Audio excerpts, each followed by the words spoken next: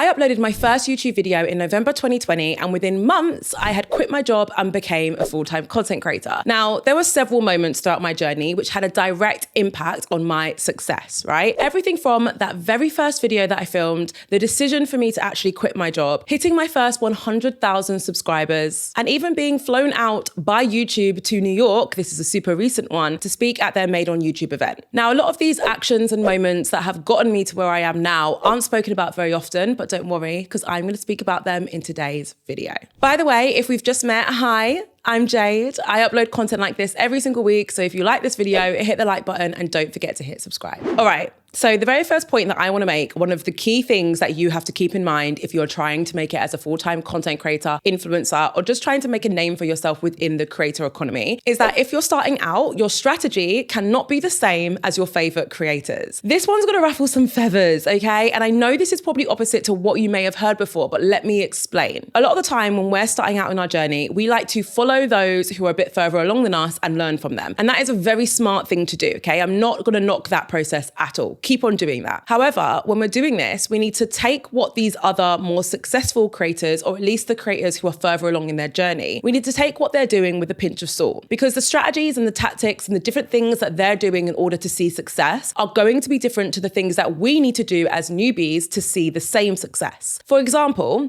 I've recently heard a few bigger YouTube creators talk about the fact that YouTube search isn't important anymore and it's not a way for you to grow. And if you don't know what I mean by search, I'm literally referring to when we upload videos as YouTube creators and people find our videos because they're searching for content on YouTube, right? Now, for newbies, YouTube search is one of the best ways for us to get our content out there because we're new, right?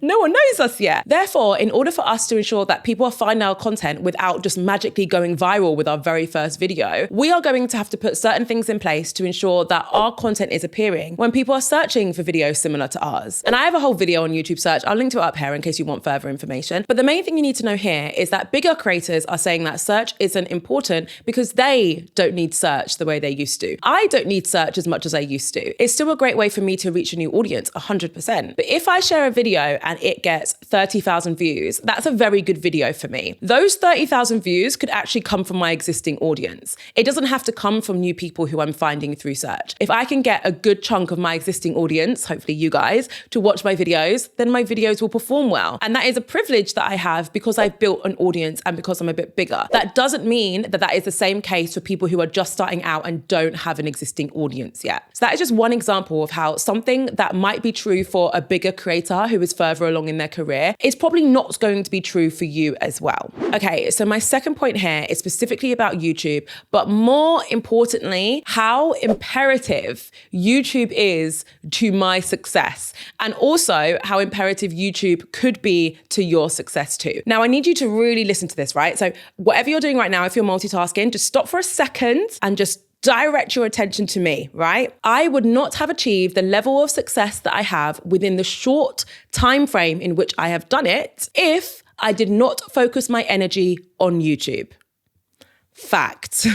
I can say this with such confidence because I have had other social media brands that didn't start on YouTube, that did not have the same level of success. But also I've worked with hundreds of creators who start on different channels. And honestly, the ones who see the most long-term success from their content are the ones who focused on YouTube. Now, I really want to focus on this point because it really is one of the most important elements of my journey. I had known that I had made it on YouTube when a few different things started to happen. There was a moment around 3 months after I uploaded my first YouTube video. So these are early doors. Like I didn't have a big audience yet at all. And I received a message from a subscriber who basically explained that because of my YouTube content, she had gained the knowledge, experience, and confidence that she needed to actually pursue content creation full time, which was her dream, and quit her job. And this was all because of a few YouTube videos that she'd seen on mine. And I didn't have a big audience yet. That was the moment, it was quite an emotional moment for me because that was the moment where I was like, oh my God, I've only been doing this for a few months, but I'm already having such a huge impact on some people's lives. And that is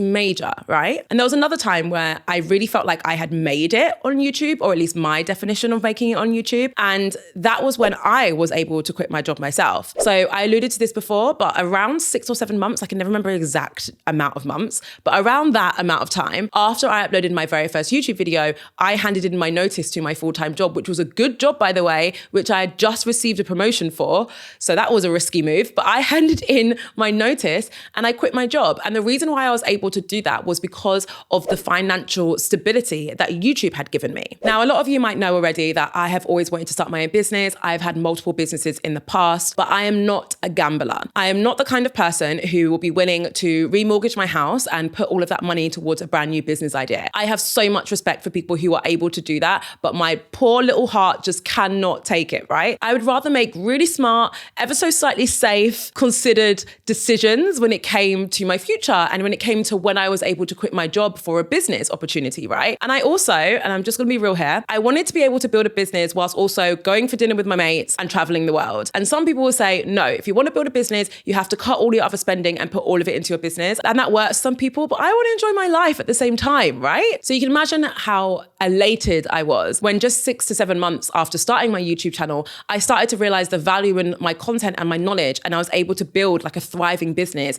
around that one YouTube channel. YouTube was really the final missing piece for me when it came to the financial security, because not only was I able to build a business, but also I was earning money through my YouTube content too. Now, the final moment, or should I say moments, and these were big for me when I realized, my God, was focusing on YouTube the right decision, was when I started to gain opportunities purely off the back of my YouTube content. Within the past year, I have hosted events for YouTube. I hosted their Boss and Bloom event, my first ever speaking gig. I also flew out to Cannes in south of France to spend time with the biggest brands in the world, the biggest creators in the world, talking about marketing. And most recently, like I'm talking a few weeks ago, I was flown out to New York, my first ever time in New York, to speak at YouTube's Made on YouTube event alongside creators like Alan Chicken Chow, who is one of the biggest YouTube Shorts creators in the world. And I was even interviewed by YouTube's Chief Business Officer, Mary Ellen Coe. Not to mention the fact that I also got to meet the CEO of YouTube, Neil Mohan. Now, obviously, all of these moments were huge for me. Now, if you're familiar with my content, you'll know what's coming next. I'm not just going to sit here and talk about all these great things that happened because I started a YouTube video. I'm going to give you some specific advice for you to follow so that you can achieve something similar. The first thing I want you to do is to focus on starting a YouTube channel that aligns with your long-term goals. You've probably heard the phrase 1,000 true fans, and it's this idea that you only need 1,000 true fans to have a successful business, right? Now, YouTube is the platform for gaining those 1,000 true fans because the connection that you build with your community on YouTube is so much deeper than any connection you could build elsewhere. Because when you're speaking to your audience, you are usually speaking to them for multiple minutes at a time, which is a lot longer than most other social media platforms. So you actually have their attention for a lot longer. And as a result of having their attention, they get to know you on a deeper level. They recall your name a lot easier than they would when they're trying to remember a creator on another platform. The connection is just deeper on so many levels. Now, the other thing that's important to do if you're trying to achieve the similar kind of things that I just listed previously is to focus on income diversification and to know that you can do this through YouTube. For example, I mentioned already that I earn money through the partner program. So I have ads in between this video and I earn money from those ads, but also I have a membership as well. Now, people use YouTube memberships in different ways, but I like to use my membership as a way to segment my audience, which basically means that my membership, which is called Behind the Business, is specifically for people who want to know more about my life and more about the behind the scenes, what goes into running this channel. So I love having the ability to group my audience in that way because I know not everyone wants to know that information. So it's great that I have a way to speak directly to those who do want to know that. But for other people, they like to use memberships purely as a way to diversify their income and actually to earn more money. However you want to use it is up to you. Just know that you can diversify your income and earn money in multiple ways if you utilize the different features available to you on YouTube. All right, so I know that was a long one, but that was super, super important. But I'm going to move on to the third point and the third tip that you probably don't hear very often. And that is that creator connections are actually the thing that catapults people to success. Now, there are other creators who I follow, and I have noticed a double, triple, quadrupling in their audience size when they've collaborated with other creators. A great example of this is that I recently started a brand new business called The Creator Project, which includes a brand new YouTube channel. Now, majority of my audience that I've gained for that business,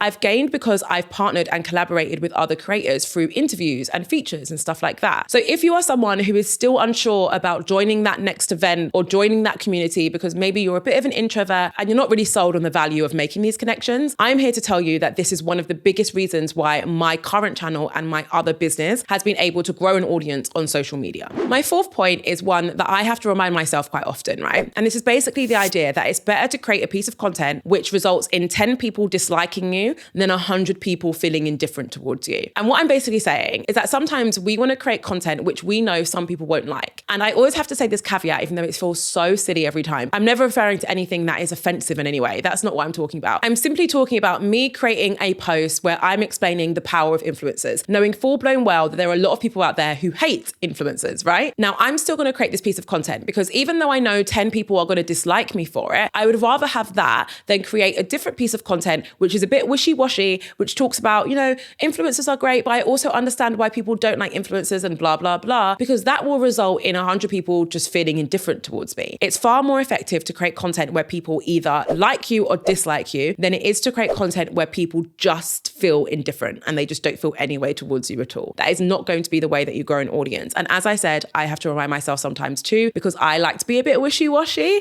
straddle the fence a bit. It's not doing anyone favors. If you believe in something and it's not offensive to anyone, say it. My fifth and final point is around compounding interest. This is something that I learned about really early on in my journey. And if I hadn't, I wouldn't be sitting here right now filming this video because I probably would have quit as a content creator a long time ago. And I'm just going to be honest, that is the God's honest truth. Now, what this is referring to is the fact that in the beginning of your journey, it's going to feel incredibly difficult because it's going to feel like you're not making progress, but you still have to put the same amount of effort into your content now that you plan on putting in when you have an audience further down the line. So it feels really weird because you're like, wait, I'm spending hours creating this content every week and 2 people are seeing it. Trust me, I've been there. Your favorite creator has been there. We have all been there, right? So it's like a rite of passage that we all have to go through. The compounding interest part though is referring to the fact that the more effort you put in the beginning, the more of the benefits that you'll feel further on down the line. When I was going through this phase of being like, what's the point of me spending so much time on this? I'm not seeing any results yet. The thing that kept me going was this idea that once I did start to see results, because of all this great content that I was putting out early in my journey, it was going to make those results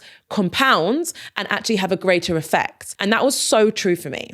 The very first video that took off for me was this one. It was about Instagram's algorithm. And that video resulted in my entire channel blowing up. And the reason why it had such a big effect was because I had several videos already created, already sitting in my library for people to watch and binge and subscribe to my channel as a result of, right? So if I hadn't have had all of that content sitting there, if I hadn't have had all of that practice creating content, I may never have had that viral video. And even if I did still have that viral moment, it probably wouldn't have resulted in my entire channel blowing up in the way that it did. So all of that to say, keep going because it'll be worth it in the long run. All right, guys, that is it for today's video. I absolutely loved filming this one. If you feel like hanging around, I recommend watching this. It's actually a vlog from that trip that I referred to, which was taken in New York. So this is when YouTube flew me out to New York to speak at their Made on YouTube event. It was a very, very big moment for my career, probably the biggest moment to date. So I feel like you would get a lot of value from watching it. Guys, thank you so much for watching. As always, I'll see you in my next video.